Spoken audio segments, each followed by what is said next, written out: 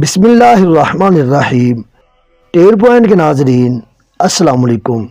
8 April 2024 کو لگنے والا سورج گرہن اتنا اہم کیوں ہے؟ کیا قیامت آنے والی ہے؟ کیا یہ دنیا تباہ ہونے والی ہے؟ کیا تیسری عالمی جنگ لگنے والی ہے؟ کیا حدیث نبوی میں بیان کردہ پیش گوئی پوری ہونے والی ہے؟ کیا یہ ہمیں آخری وارننگ ہے؟ آج کی ویڈیو میں ہم ان سوالوں پر بات کریں گے انشاءاللہ، لیکن اس سے پہلے کچھ باتیں جان لیتے ہیں تاکہ سمجھنے میں آسانی ہو۔ پہلی بات یہ ہے کہ سورج گرہن ہوتا کیا ہے اور مختلف تہذیبوں میں سورج گرہن کو کیا سمجھا جاتا ہے۔ جب کبھی چاند گردش کرتا ہوا زمین اور سورج کے درمیان میں آ جاتا ہے تو چاند کا سایہ زمین پر پڑتا ہے۔ اس طرح سورج کی روشنی پوری طرح زمین پر نہیں پہنچ پاتی۔ بعض دفعہ سورج گرہن جزوی ہوتا ہے، یعنی سورج کا صرف تھوڑا حصہ ہی چاند کے پیچھے چھپتا ہے، مگر بعض دفعہ چاند بالکل درمیان میں ہوتا ہے اور اسے مکمل سورج گرہن کہتے ہیں، اور ایسا بہت ہی نایاب ہوتا ہے، یعنی اس کے بعد 370 سالوں بعد دوبارہ ایسا مکمل سورج گرہن ہو سکتا ہے۔ اور اس کی وجہ یہ ہے کہ چاند اور زمین دونوں کے مدار بیضوی ہیں، اور بہت کم ایسا ہوتا ہے کہ زمین اور چاند کے درمیان فاصلہ سب سے کم ہو، اور اس وقت چاند سورج اور زمین کے درمیان بھی ہو۔ مختلف تہذیبوں اور مذاہب میں سورج گرہن کو اللہ کی ایک نشانی سمجھا جاتا ہے۔ سورج کا چھپنا لوگوں کو خوف زدہ کرتا تھا، اور اسی وجہ سے اس سے متعلق مختلف کہانیاں مشہور ہوئیں۔ سب سے زیادہ مشہور کہانی یہ تھی کہ یہ اس وقت ہوتا ہے جب ایک شیطان سورج کو کھا جاتا ہے، جبکہ مغربی ایشیا میں یہ عقیدہ تھا کہ سورج گرہن کے دوران ایک ڈریگن یا اژدہا سورج کو نگلنے کی کوشش کرتا ہے، اس لیے اس اژدہے کو بھگانے کے لیے ڈول نگارے بجائے جاتے تھے۔ اس کے ساتھ ہی چین میں یہ عقیدہ بھی تھا کہ جو سورج کو نگلنے کی کوشش کرتا ہے وہ در حقیقت بہشت کا ایک کتا ہے۔ پیرو کے باشندوں کے مطابق یہ ایک بڑا پوما ہے جو سورج کو نگلنے کی کوشش کرتا ہے، جبکہ وائکنگ کا عقیدہ تھا کہ آسمانی بھیڑیوں کا ایک جوڑا گرہن کے دوران سورج پر حملہ آور ہوتا ہے۔ University of the Western Cape میں ماہر فلکیات اور پروفیسر جریٹا ہالبروک کہتی ہیں، گرہن کے بارے میں مختلف تہذیبوں کا نظریہ اس بات پر منحصر ہے کہ وہاں کی فطرت کتنی فراغ یا نرم ہے۔ جہاں زندگی مشکل ہے وہیں ظالم اور خوفناک دیوی دیوتا بھی ہیں، اور اسی وجہ سے وہاں گرہن سے متعلق خوفناک کہانیاں بھی ہیں، اور جہاں زندگی آسان ہے وہاں ان کے اساطیر بھی اسی طرح کے ہیں۔ عہد وسطیٰ کے یورپ میں طاعون اور جنگوں سے عوام بہت زیادہ پریشان رہا کرتی تھی، اس لیے سورج گرہن یا چاند گرہن انہیں بائبل میں درج قیامت کی تفصیل کی یاد دلاتا تھا۔ پروفیسر کرس فرنچ کہتے ہیں کہ یہ سمجھنا بہت آسان ہے کہ لوگ گرہن کو قیامت سے کیوں جوڑتے تھے۔ بائبل میں مذکور ہے کہ قیامت کے دن سورج بالکل سیاہ ہو جائے گا اور چاند کا رنگ سرخ ہو جائے گا۔ کیا حدیث نبوی میں بیان کردہ بیان کے مطابق یہ آخری سال ہے، اور کیا قیامت برپا ہونے والی ہے؟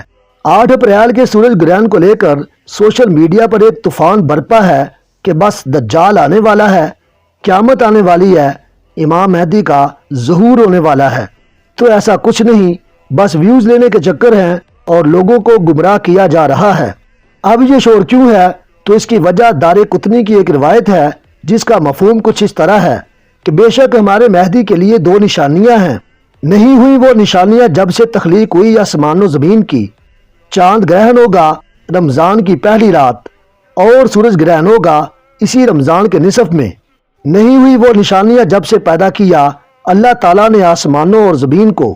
علم فلکیات کی روح سے چاند گرہن ہمیشہ قمری مہینے کے وسط اور سورج گرہن ہمیشہ مہینے کے آخر میں ہی ممکن ہے، یعنی چاند گرہن اسلامی مہینے کی 13، 14 یا 15 کو، اور سورج گرہن 27، 28 یا 29 تاریخ کو ہو سکتا ہے، جیسا کہ یہ 8 اپریل والا سورج گرہن 28 رمضان المبارک کو لگ رہا ہے۔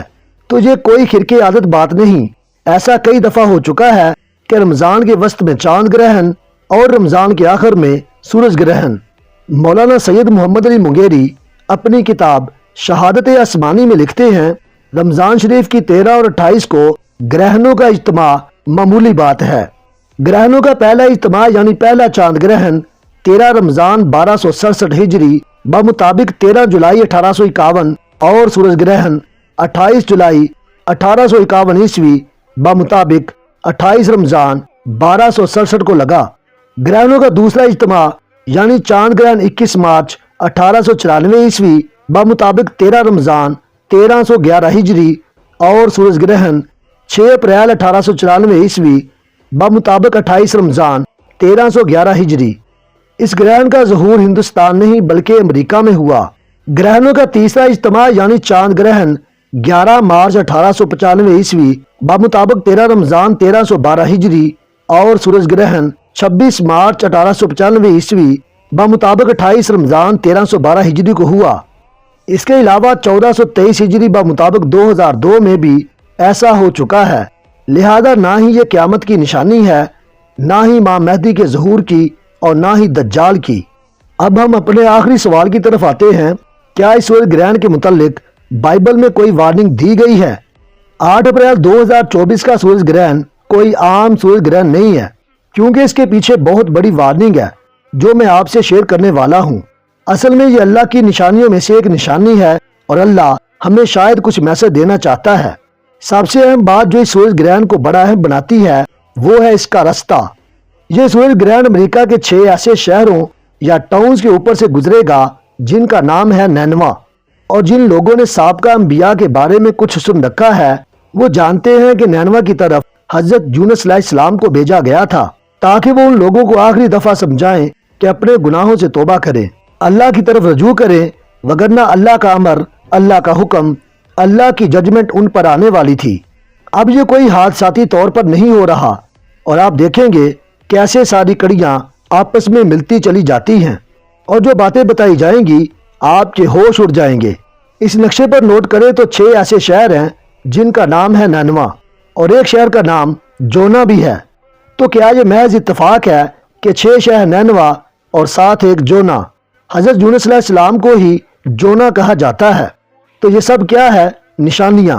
بائبل میں میتھیو چیپٹر میں اس کا ذکر ہے کہ اس زمانے کے بدکار اور گناہ گار لوگ نشان طلب کرتے ہیں، تو انہیں کوئی نشان نہیں دیا جائے گا سوائے جونا نبی کے نشان کے۔ اور وہ نشان کیا تھا کہ آپ جب اپنی قوم سے ناراض ہو کر چلے گئے تو ایک مچھلی نے ان کو نگل لیا تھا، اور آپ مچھلی کے پیٹ میں کچھ دن رہے، پھر اس نے آپ کو اگل دیا، پھر وہ واپس اپنی قوم کی طرف پلٹے۔ یہ واقعہ تقریباً سب کو پتا ہے۔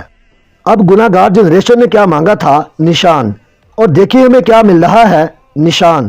اور جو لوگ سائنس کے علم کو، ستاروں کے علم کو جانتے ہیں وہ کہہ رہے ہیں کہ یہ سورج گرہن اتنا خاص اس لیے ہے کہ یہ سیٹس نام کی جو کانسلیشن ہے اس کے نیچے ہونے والا ہے۔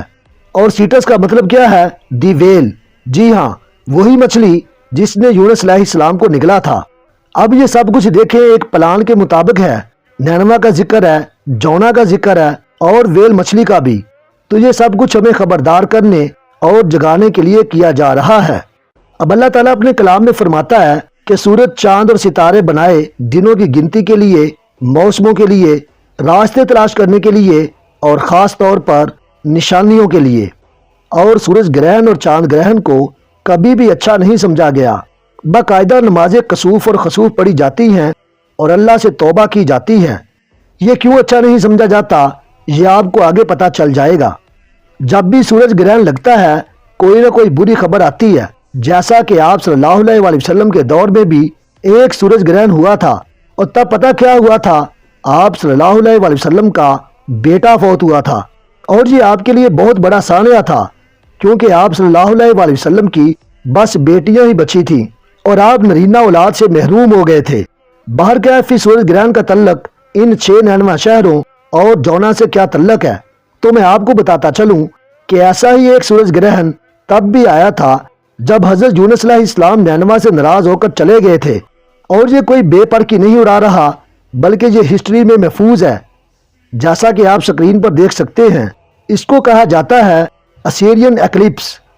یہ سورج گرہن نینوا کے دارالحکومت اسیرین میں جاروبم II کے دور میں ہوا، جس نے 786 قبل مسیح سے 746 قبل مسیح تک اسرائیل پر حکومت کی، اور اس دور میں جو نبی مبعوث کیے گئے وہ یونس علیہ السلام تھے۔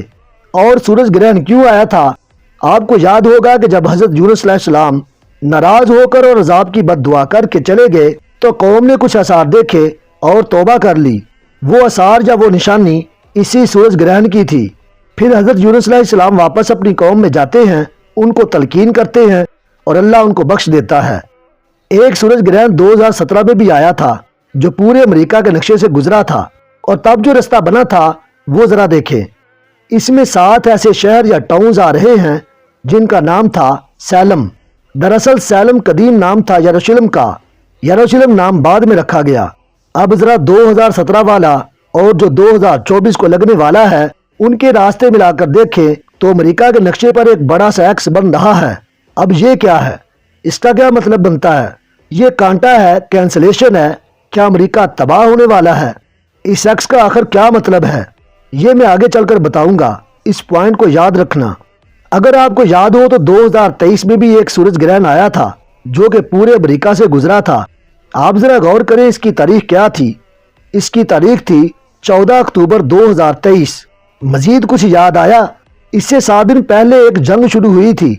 जी हाँ, हमास इसराइल जंग, जो मजीद शिद्दत अख्तियार कर चुकी है। और नोट करें तब भी सूरज ग्रहण आया था। तो सूरज ग्रहण जब भी आता है कुछ न कुछ बुरा जरूर होता है। अब इन तीनों सूरज ग्रहण के रास्तों को जो कि अमेरिका से गुजरे मिलाकर देखें तो क्या बनता है। तो आप देख सकते हैं कि ये क्या बन रहा है।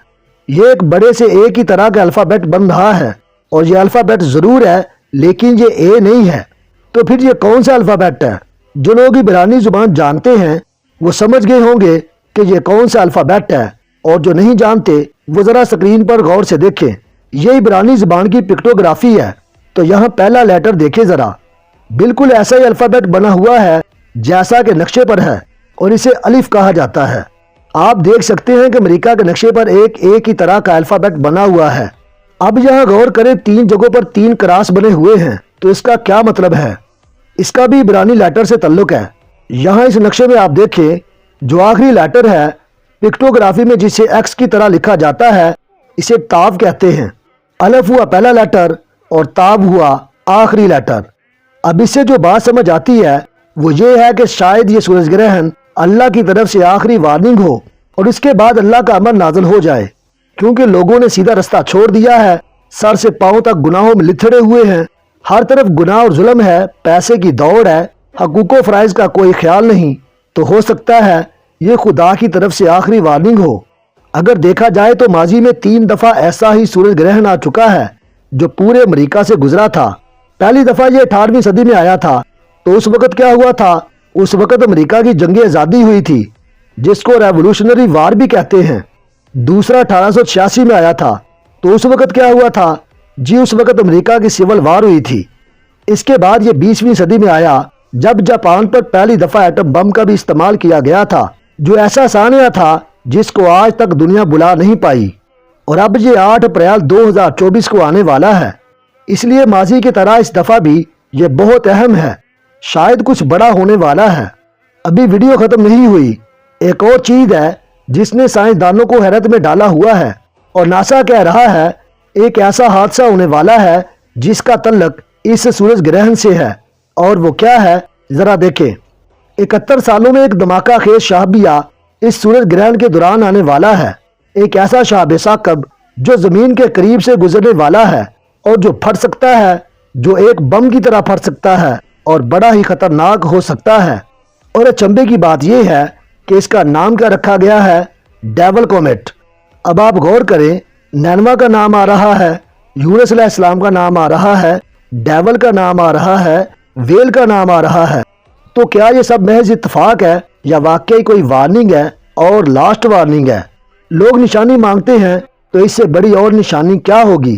सूरज ग्रहण कोई छोटी निशानी नहीं। तो ये सिर्फ किसी एक मजहब में नहीं माना जाता कि मुस्लिम मानते हैं, ईसाई या यहूदी, बल्कि वीडियो के शुरू में बता चुका हूँ कि तकरीबन तमाम मज़ाहब और तमाम तहजीबें इसे कोई अच्छी अलामत नहीं समझते। अब ये सब कुछ अल्लाह की तरफ से एक वार्निंग है, जैसे कौम यूनुस को अल्लाह ने अजाब देने से पहले वार्न्स किया था कि तौबा करो और सीधे रास्ते पर आ जाओ। और पूरी तारीख में ये वाहिद कौम थी जिस पर से तौबा की वजह से अजाब टाल दिया गया।